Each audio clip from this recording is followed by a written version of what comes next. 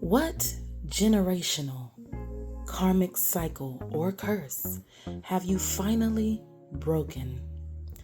Select pile 1, 2, or 3. Pile 1s, welcome to finding out what generational karmic cycle or curse you've finally broken. You selected 4 of Cups, the 3 of Pentacles, the 8 of Swords, the 2 of Wands, with the Queen of Wands on the bottom of the deck. So pile 1, it appears to me that your family line could have possibly carried a cycle of playing small because of 4 of Cups, possible rejection, criticism, or feeling like you were never just good enough.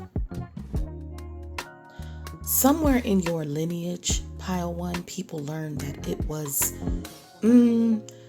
safer to blend in than to stand out. Okay? They dimmed their gifts, their skills, their know-how, because they feared judgment. They feared failure, or just being excluded, especially with the 4 of Cups. There's a big feeling of exclusion, okay? And of course, that 4 of Cups definitely tells me that many people before you, they did settle. They accepted jobs that they didn't like, were dissatisfied, possibly even hated them. Relationships that drained them, friendships that never appreciated them, simply because they believed opportunities would come again, wouldn't come again, because there's an air of scarcity here becoming normalized. Okay, that 3 of Pentacles there, it shows another aspect or another pattern to this. Your worth was definitely constantly tied to what you could produce for other people, what you know, what you can help with, what you can assist with. Okay? Validation had to be earned here through hard work, through service, thankless service for some of y'all at that, or proving yourself. You may have grown up being possibly hearing things like, don't think too highly of yourself. Like, don't be big-headed, maybe you would do something and it's like, look, I was able to do this. And it's like, cool. Things like just be grateful for what you have. Okay. Keep your head down, don't do too much. And there's an air of here like not making others jealous of something that you may know how to do in the 3 of Pentacles. Not wanting to rock the boat, not wanting to ruffle feathers. Okay? And that 8 of Swords there is the true karmic cycle or curse, okay? It wasn't physical chains, it was mental imprisonment, because the 8 of Swords talks about feeling restricted, even mentally. Generations convinced themselves they couldn't leave toxic environments. You got to pay the bills, right? You couldn't start businesses. You couldn't move away. You couldn't pursue your dreams or speak your truth. Okay. Your family line could have believed the cage, even when the door was unlocked, Okay. Stay in the cage. Don't go over there. You passed the gun line, boss. And then you came along, pile 1, and the 2 of Wands. Says you became the one willing to ask, what if there's more out there, instead of accepting inherited limitations. You started planning beyond them. Even if fear was present, you kept moving. You kept planning. Look at that. Adventure awaiting, it says. Okay? Travel folio. You're the one willing to move away. Look outside of where you are, where you're from. And that Queen of Wands on the bottom of the deck that you received, let me place that up there so you can see it. It definitely confirms that your ancestors couldn't fully embody confidence, visibility, leadership, standing out, being unapologetically authentic. Okay? That's what was at the core of this generational curse. And you're becoming someone who doesn't wait for permission to shine. Possible real life scenarios, how this could have showed up or how this is showing up. Some of you with the dissatisfaction in what you're doing and hating your job or hating where you are, you left a career or even a relationship everyone expected you to stay in. Bounce. Peace. Okay? Some of you, you're becoming the first entrepreneur, the first creator, the first healer, the first leader in your family. Okay? And there may have been a level of rejection towards it. For others, you stop shrinking your personality to make others comfortable. You're living out loud now. You're living in your authenticity. Okay? Laughing, smiling, out loud. Okay? You no longer allow other people's opinions to determine your future either. Speaking, for some, just speaking death over your life, you know, and not necessarily meaning like literal deletion, but deletion of your dreams, your goals, your plans. Oh, that ain't gonna work because I know somebody who tried that and it didn't quite, that kind of stuff. And you also, for some of y'all, you learned that saying no isn't selfish of you. In fact, it's self-love. So, Pile 1, congratulations. First and foremost, you didn't just change your own life, Pile 1. You rewired what future generations will believe is possible now. Amen. Every confident decision you make teaches your bloodline that freedom is most certainly allowed. That's what I have for you. Pile 2, welcome. Let's find out what general karmic cycle or curse you're finally free from. You received the Devil, the Ten of Wands, the Three of Cups, the Two of Pentacles, and you had the Ten of Swords at the bottom of the deck that says everything is fine. Pile 2, this is one of the heavier generational cycles in this reading, especially starting off with the Devil out. Just it came flying out. It was the first card. Your family carried the belief that love had to be earned through sacrifice. Devil next to the Ten of Wands. Okay? You the one that has to sweat, carry the load. Okay?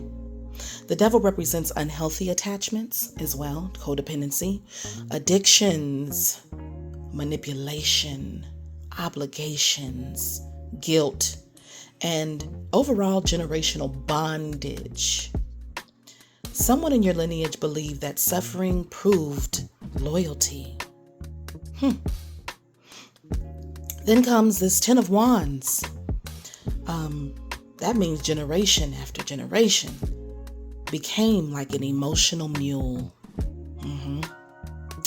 Yeah, you're the one that's gonna put up with it. They carried everyone's responsibilities while neglecting themselves as well. Okay.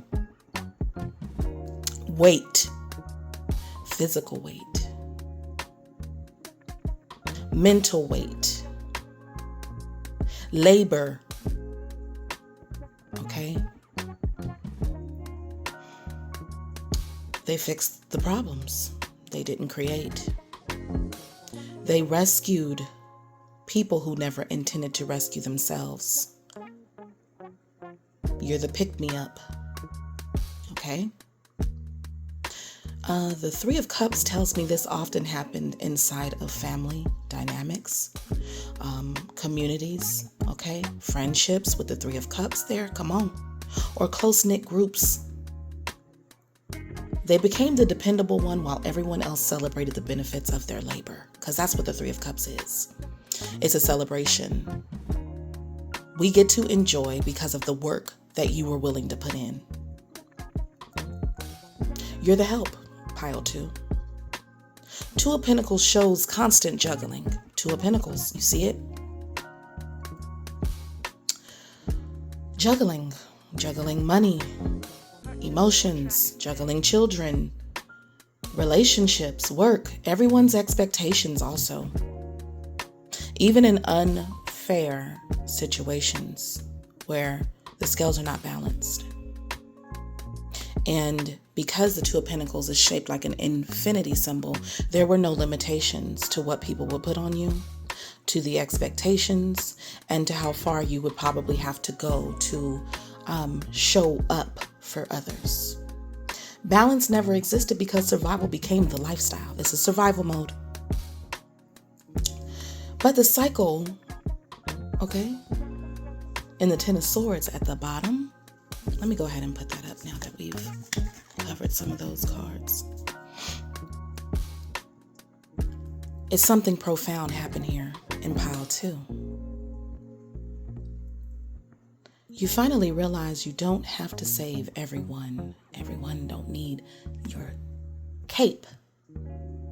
Everyone don't deserve your cape, pile 2. You aren't responsible for everyone's healing either. Saying no doesn't make you a bad person, although at one point you thought it did. You thought it did. You felt guilty. Rest is productive. You deserve rest like any other person, pile 2. Okay? And boundaries don't destroy love, pile 2. They reveal which relationships are actually healthy, balanced, reciprocal. So possible real life scenarios, now that thine eyes have opened and the chain has been broken. Some of you finally stopped financially supporting people who refuse to help themselves. Hello? You walked away from toxic friendships. Stopped attending for some of y'all certain gatherings, because the Three of Cups is gatherings, okay? It's celebrations, ceremonies, whatever. You stopped attending them, or are very selective about which ones you decide to attend, or what you're going to put behind said gathering or whatever. Maybe you used to put so much effort in to make sure that others have a good time, and that's what you're cutting. For others of you, you ended a codependent relationship as well. That was just too taxing. This is taxed, and taxing. Okay? You chose therapy for some of y'all, healing or solitude instead of constant chaos as well. You step back like, yeah, no, I'm good. You stop being the family peacekeeper at your own expense as well. Some family members may not understand your boundaries that you have now, pile 2, because they benefited from your lack of them. That's okay. They'll be all right. And you'll be even better. So congratulations, pile 2. You broke the curse of martyrdom. Future generations won't confuse exhaustion with love because you taught them that healthy love includes yourself. That's what I have for you.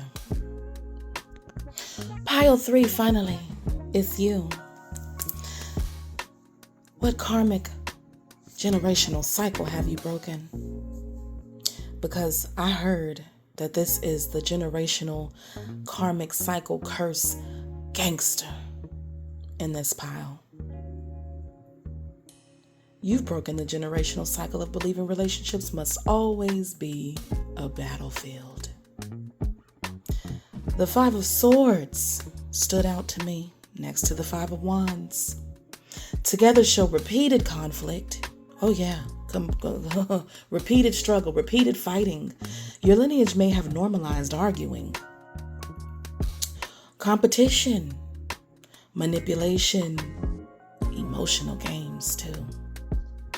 Jealousy, power struggles, and constantly proving who was right as well. And this is a win at all costs. No matter how the win was gained, it didn't matter. Love became survival instead of your peace. Some ancestors may have believed that love hurts.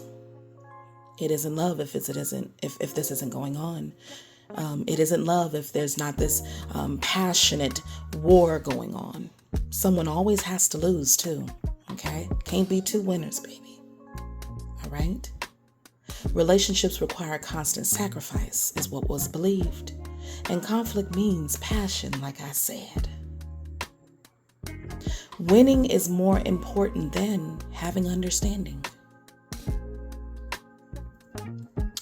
But the devil confirms many of these patterns became addictions. Some people became so attached to dysfunction because healthy love felt unfamiliar. It's uncharted waters with this devil card. And there's an obsession to it, to toxicity. In fact, we live off of it. Okay? Then came you. Come on, pile 3, then came you. The 9 of Pentacles. You see it? Shows you discovered something revolutionary. Oh yeah, you did. You can be whole before entering a relationship. Finally. You no longer settle because you're lonely. I know that's right. With the devil who has codependency. You'd rather enjoy your own peace than fight for someone's inconsistent attention. Some of this is abuse. I'm going to call it like I said. Abuse. Whether it be mental, physical, emotional, financial.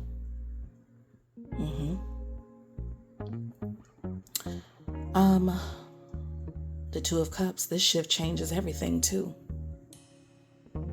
That 2 of Cups right there. Because that means we both came with something. Because you've healed your relationship with yourself, pile 3. You know, you're now capable of attracting like a reciprocity in that 2 of Cups instead of imbalance. Possible real life scenarios for my pile 3s. You stop chasing emotionally unavailable people who wasn't gonna do ish anyway. You ended the cycle of begging for love, fighting for it, showing your A for it. You no longer confuse chemistry with compatibility either. You chose peace over being picked. Pick me. You don't care about it anymore. You picked yourself. You learned to walk away after repeated disrespect instead of staying to fix someone. And for some of y'all, this is the laying of hands on you or on somebody else and staying. Okay? Sorry. I forgot to say trigger warning. Okay? Healthy relationships, pile 3, may even feel unfamiliar at first because your nervous system became accustomed to chaos. It became accustomed to this. Nervous system took a hit. That doesn't mean healthy love is boring. It means you're healing. That's what that means. So congratulations, pile 3. Oh yeah, you are redefining love in your bloodline. Absolutely. Positively. Future generations will learn that love isn't war. Communication isn't weakness. Some of y'all couldn't even communicate nothing without a fight behind it. Without getting, I don't even want to say that. I don't even want to say that. I won't say it. and moving on. And mutual respect isn't something that has to be earned, pile 3. Your ancestors may have survived these cycles, but you ended them. That is something that is not going to be, but is, because this is what's already done. It's done. This is extraordinary work. Keep honoring your growth, because every healthy decision you make echoes far, far, far, far, far beyond your own lifetime. You did this. You did this. Okay? So that's what I have for you, pile 3. Leave your comments below, and I thank you ahead of time.